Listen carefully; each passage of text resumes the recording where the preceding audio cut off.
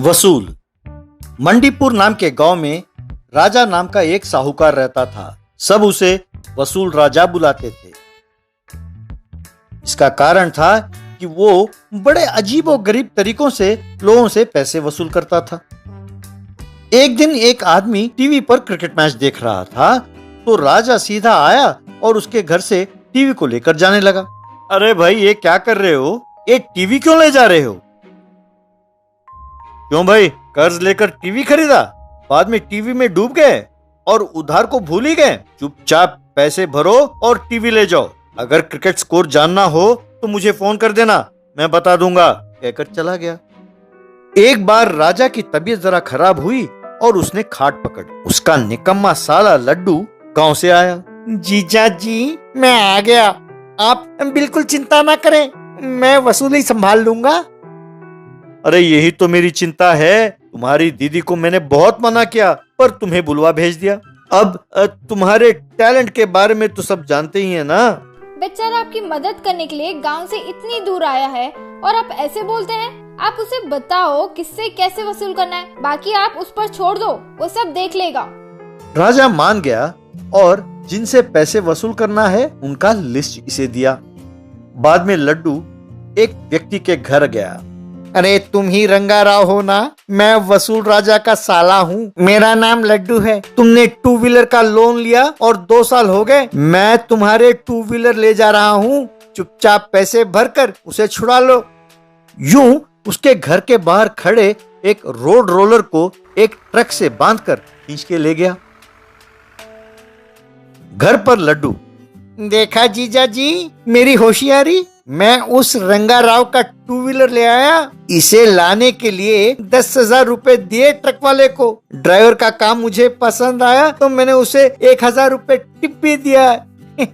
अरे मैंने ये 2 व्हीलर नहीं कहा था, उसने जो बाइक खरीदा उसे लाने को कहा था। मैंने तो उसे उधार ही 10,000 रुपए दिया था और तुमने ट्रक के लिए 10,000 रुपए खर्च किया और इस मुसीबत को ले आए।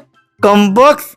जीजा जी, लगता है कि आपकी तबीयत खराब होने के कारण आपका दिमाग भी खराब हो गया है। जब 2 व्हीलर बोला था तो बोलना चाहिए था कि ये कौन सा 2 व्हीलर है। आप कंफ्यूज होकर मुझे भी कंफ्यूज कर रहे हो। अगले दिन राजा, अरे लड्डू, अपने धंधे में कभी कभी पैसे ही नहीं आदमी को भी ले आना पड़ता है। अरे बाप रे, वो तो किडनैप है, ये तो जुर्म है जीजा जी। अरे जबरदस्ती उठा लाए तो किडनैप है, पर हमें तो बहला फुसला कर लाना है, समझे? अब तुम सोमेश्वर के घर जाओ और उसके बेटे को ले आओ, तब तो वो झक मार कर उधार चुकाकर अपने बेटे को ले जाएगा, ठीक है? सोमेश्वर के घर पर उनके बूढ़े दादाजी को सब बेटा बुलाते थे। इस बात से अनजान लड्डू उनके घर गया। ए सोमेश्वर, कर्ज चुकाते हो या तुम्हारे बेटे को मैं अपने साथ ले जाऊं? सोच लो। अरे तुम सोच लो कि मेरे बेटे को ले जाना है या नहीं, क्योंकि मैं खुद मेरे बेटे को संभाल नहीं पा रहा हूँ और सोचता हूँ कि उसे ऊपर भेज दूं। अरे बात बनाकर मुझे बहकाने की कोशिश ना करो। मैं जानता हूँ कि तुम अपने बेटे के लिए उधार जरूर चुकाओगे। ये लो, इस कागज पर उधार चुका दिया का सिग्नेचर कर दो, कहकर कागज दिया। उसने उस पर दस्तखत किया। यूं वो उस बूढ़े को ले गया और राजा के पास गया और जो बीता वो बताया। अरे कमीने, उसके बेटे को लाने को कहा तो इस बूढ़े को ले आया। अरे इसके दवाई और अस्पताल के खर्च के लिए तो अपनी सारी जायदाद बिक जाएगी, ऊपर से ये उधार चुका दिया का हस्ताक्षर करके दे दिया। अरे अकल के अंधे। एक दिन लड्डू धर्मेंद्र के घर गया। हेलो धर्मेंद्र, इस बार जीजाजी ने मुझे बहुत साफ बताया है, जब तक तुम उधार नहीं चुकाओगे तुम्हारे रामू हमारे पास ही रहेगा। चुपचाप रामू को मेरे साथ भेज दो। जरूर भेजूंगा। रामू, बेटा रामू, अरे रामू यहाँ आना, कहकर आवाज लगाया। तब एक चश्मा पहने हुए बैल और एक लड़का वहां आए।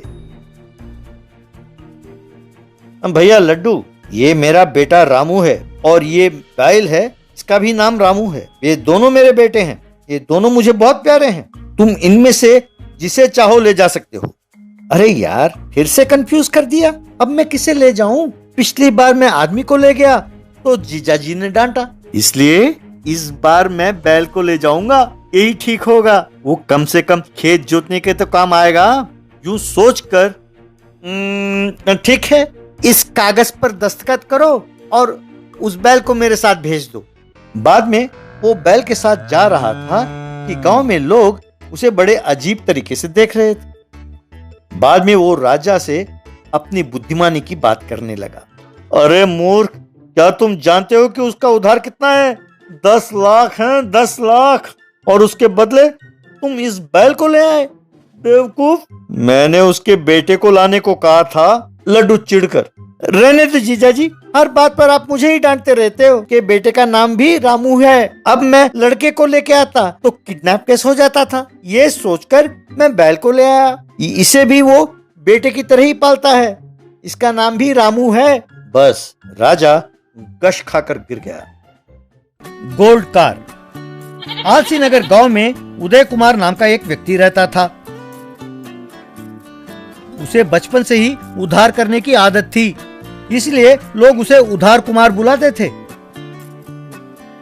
उधार बहुत ही बातूनी था, ऊपर से एक उधार को चुकाने के लिए दूसरा उधार करता रहता था। ज्यादा ब्याज कमाने के लालच में लोग भी उसे उधार देने के लिए आगे आते थे। हालत यह हुआ कि वो नोटिस बोर्ड भी चिपकाने लगा। उस नोटिस बोर्ड पर लिखा था, यहाँ ज्यादा ब्याज पर उधार लिया जाता है, निर्धारित समय पर उधार चुकाया जाएगा। संपर्क करने का समय सुबह 10 बजे से शाम के 5 बजे तक, शनिवार और रविवार छुट्टी के दिन हैं। कृपया लाइन में खड़े होकर उधार दें। भवदीय लोन किंग उधार कुमार, फोन 9811022693। यूं उधार कुमार के घर के बाहर लोग उधार देने के लिए लाइन में खड़े रहते थे। अरे क्यों भगदड़ मचा रहे हो? कहा ना कि सबसे उधार लूंगा, जल्दी किस बात की? आज आए लोगों की किस्मत अच्छी है, 20% ब्याज मिलेगा। जल्दी करो, मुझे और भी काम है। कुछ दिनों में उधार के ढेर में वो दबने लगा। एक औरत उसके पास आकर, क्यों भाई उधार? 6 महीने हो गए तुम्हें उधार लेकर, 20% ब्याज कहा था पर 1 रुपए भी अभी तक नहीं दिया। ठहरो, मैं तुम पर पुलिस केस करती हूँ। तुम्हारे हेरा फेरी के बारे में अब समझ में आया। तुम्हें कोर्ट के चक्कर ना लगवाया तो मेरा नाम भी राजेंद्र प्रसाद नहीं। यूं एक एक करके आकर डांट कर चेतावनी देकर चले गए। बाद में उधार, बाप रे, मामला बिगड़ रहा है। अगर ये लोग पुलिस और अदालत के पास गए तो मेरे इमेज डैमेज हो जाएगा। कुछ नया सोचना होगा। बाद में गांव में एक और नोटिस बोर्ड चिपकाया। आलसी नगर लोगों को यह जरूरी सूचना, कुछ अनिवार्य परिस्थितियों के कारण उधार लेना अस्थायी रूप से स्थगित कर दिया गया है। आपको हुए इस असुविधा के लिए मुझे खेद है। क्या आप मेरे आने वाले भारी वेंचर में भागीदार बनना चाहते हैं? अगर हाँ तो कल सवेरे चौपाल पर होने वाली मीटिंग में जरूर आएं। भवदीय लोन किंग उधार कुमार। अगले दिन चौपाल पर उधार कुमार, मेरे प्यारे ऋणदाताओं, आप सबका स्वागत है। इतने दिन आप सबसे उधार लेकर आप लोगों की मैंने बहुत सेवा की, पर कुछ दिनों से कुछ दुष्ट शक्तियां आपकी सेवा करने में बाधा डाल रहे हैं। इसीलिए मैं जल्दी ही दुबई जाकर वहां एक मेगा वेंचर यानी तेल के कुओं का काम शुरू करने वाला हूँ। अब से आप उधार देने वाले ना होकर मेरे व्यापार में भागीदार बनने का अवसर दे रहा हूँ। हर महीने मिलने वाले लाभ में हर एक के हिस्से का लाभ बांटा जाएगा। ये सुनकर सबने खुश होकर ताली बजाई। बाद में सबने आकर पैसे दिए। फिर उधार कुमार उन पैसों को लेकर गांव वालों को टाटा कहकर बैलगाड़ी में बैठकर चला गया। कुछ दिन बाद कुछ असिस्टेंट्स के साथ एक गोल्ड कार में वो गांव आया। लोगों ने उसका हार पहनाकर स्वागत किया। लोगों के सामने एक औरत और एक आदमी को पैसे देकर, ये लीजिए आपका मूल और ब्याज। उस दिन आपने उधार ना चुकाने पर बहुत खरी खोटी सुनाई थी ना। मैंने सोचा था कि आपके पैसों को इस पेट्रोल के कुएं में लगाऊंगा, पर आपने जल्दबाजी में बहुत कुछ कह दिया, इसीलिए आपको पार्टनरशिप नहीं दिया। अब अपनी शक्ल मुझे ना दिखाएं, जाइए, कहा। बाद में लाइन में बहुत सारे लोग खड़े थे तो उनको पैसे बांटते हुए, आइए आइए, आकर इस महीने के मुनाफे में अपना हिस्सा ले जाइए, जल्दी जल्दी। अगले दिन चौपाल पर एक आदमी, गांव वालों, उधार कुमार जैसा उद्योगपति हमारे गांव का होना ये हमारा सौभाग्य है। उनके व्यापार में हम सबका भागीदार होना हमारा पूर्व जन्म का पुण्य है। अरे इतनी भारी बातें क्यों करते हैं आप तो जानते ही हो कि मुझे तारीफ करना पसंद नहीं है। गांव वालों, मैंने अब तक दुबई में सिर्फ 10 कुएं खरीदा है, उन्हीं से ये सोने का कार खरीदने के काबिल हुआ हूँ। मैं और 100 कुएं खरीदना चाहता हूँ, पर उसके लिए निवेश की जरूरत है। यदि आप सब पैसे डालेंगे तो आप लोग भी बहुत जल्द सोने के कार में घूम सकते हैं। तभी एक गधा आकर